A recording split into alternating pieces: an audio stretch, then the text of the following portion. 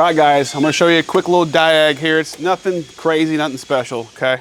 But we're gonna go over it. So we have an 06 Ford Escape. It's got the 3.0 V6 in it, okay? Two complaints. First one is you drive the vehicle, it's saying the vehicle's overheating, even though the vehicle is not overheating, okay? What I say that is, as soon as you take off and drive it, within a minute of driving, it's saying overheated. It's overheating, okay? And the vehicle's not even warmed up yet. And the other complaint is there's no AC coming out of the vents, or it's warm AC, it's not cold air. So here's our codes we have.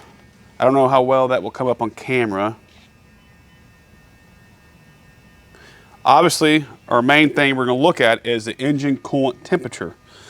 Let's see what the actual temperature is, what it's showing for the engine coolant temp sensor. Let's just get an idea. Let's go straight to that, because that can turn off the compressor. If it's showing the vehicle is hot, to keep the vehicle from overheating, it will take heat out of the AC system by turning off the compressor.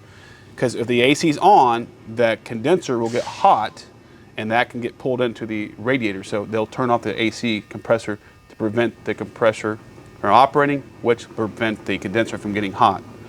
All right, so let's go through here and let's see what the cylinder head temp sensor is reading here.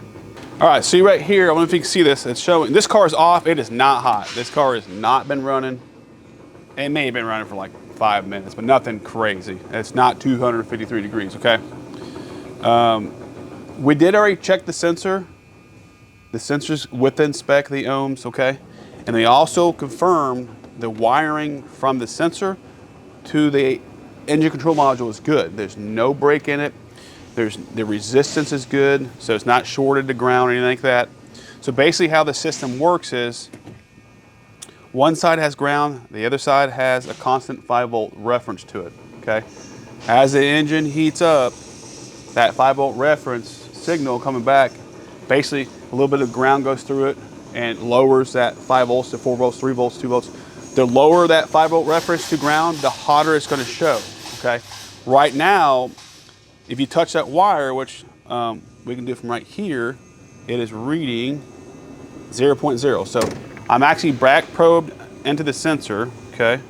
It's reading 0.0, which is giving it the hottest reading it's gonna get. 253 on this car is what it's gonna, that's the hottest this temperature is gonna show on this vehicle. If I do the opposite, if I give this thing 5 volts, which I'm gonna get 5 volts from this mass airflow sensor here, because it gets a 5-volt reference also on a different circuit. When I do that, oh, let me do this. You see the 5-volt reference right here, which is 4.6, pretty close to 5. I'm gonna jumper this, and we should see this thing change temperature, okay? It went to 123.8, okay? See that change? The reason is it's not showing a 5 volt, it's going like 2 point something, 1.6, you see this? That should be reading 4.6, just like the other one, right? When we had unplugged. So that's already a problem. So we've already diagnosed this vehicle. What we found was the engine control module, the 5-volt reference is no longer present. That's what the issue is. It's not a wiring, it's not a connector, it's not a sensor. The circuit board in here, which is responsible to sending 5 volts out, constant 5 volts, is faulty within the board, okay? Pretty rare fault on this vehicle, but I've seen it a few times, but not always do you see the 5-volt reference go down on that circuit. And the mass airflow sensor has an intake air temperature sensor in there. Same thing, it's got ground and it's got 5 volts. In this case, 4.6, close enough. So what we'll do is, what we can do is jumper this, okay, like we did. I'm doing this to see if the AC will work, because with this not jumpered, the AC compressor is not coming on. I want to see if there's anything else with the system. So a quick little test is we're going to use this 5-volt reference, feed it into the actual circuit, which goes back to ECM. And as you can see, it should unplug, it should have been -40. That's what you want to see. I want to show you that in a second, because the engine air temperature is set up the same way. So we've already tested this. The AC will operate with this, giving it the 5 volts, or in this case 4.6, and showing a 145 temperature. AC does work. If you pull that away, AC does not work. So let's look at this real quick. Let's look at the engine, our IAT here.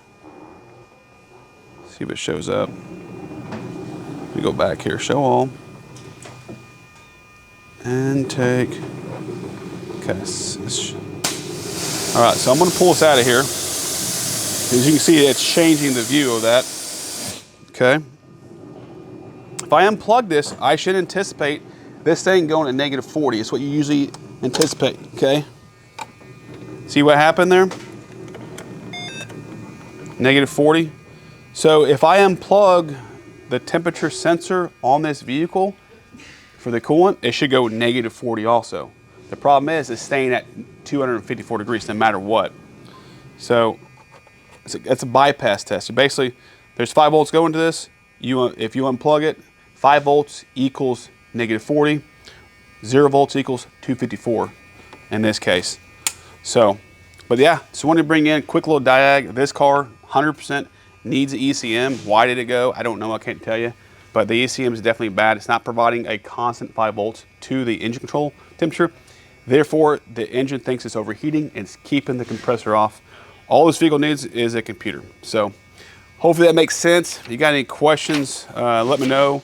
But pretty simple, easy DIAG. One thing I can't stress is technicians have to use critical thinking to do testing and to prove out a fault. And in this case, we're like, you know what? What other sensor uses a 5 volt reference? Engineer intake sensor.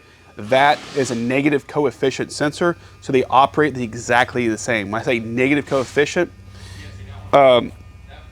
most vehicles, as the engine gets hotter, so the resistance gets greater. This is opposite. As this gets hotter, the resistance gets less. So that's why they call it a negative coefficient sensor. The engine intake sensor and the engine coolant temp sensor are both the same way. So that's why, as the hotter it is, the less resistance and the more the ground goes through to that vehicle. So, or to the computer, which will raise the temperature. So it's the opposite. And the colder it is, the higher the resistance, and that you get the full 5 volt reference there. So basically, the 5 volt reference and the signal is the same thing. You only have 2 wires. You have a constant ground, and then you have a 5 volt reference, and which is the signal. So as that signal changes from 5 volts to 4 volts, 3 volts, 2 volts, the hotter the temperature is going to be. Okay, that's how this system works.